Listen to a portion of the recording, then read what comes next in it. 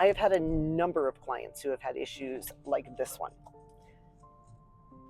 Let's say that there has been an entity attached to an apartment or a business, can also be attached to businesses, locations, and you just happen to move in to that house or apartment that is affected.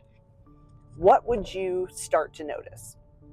Intrusive thoughts are thoughts that are not our own. Usually they're about harming ourselves. Feelings of worthlessness that came out of nowhere outside of clinical depression. So you don't have depression, but suddenly you feel horribly depressed whenever you're around that property.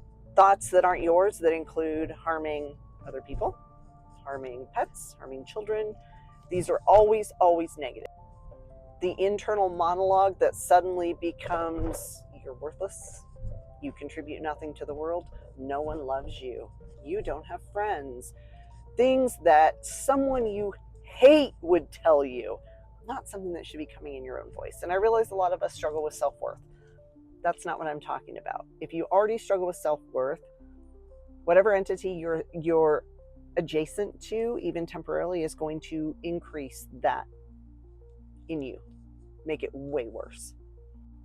Symptoms of depression can get increasingly worse.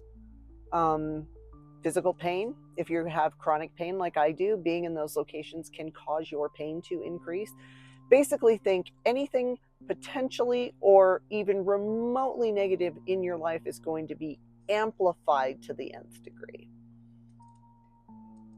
Physical symptoms can appear, not just the scratches and bruises that you might not be able to explain.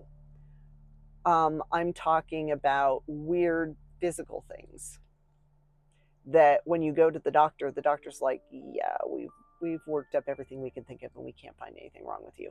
Those type of things. Issues with addiction. Let's say it's a person who is a former alcoholic and they move in and suddenly they have the overwhelming desire to drink that they didn't have before they moved in. Any perceived weakness that we have, we all have them, doesn't matter what they are: food, sleep, sleeping too much, working too much. Any perceived weakness will be exploited.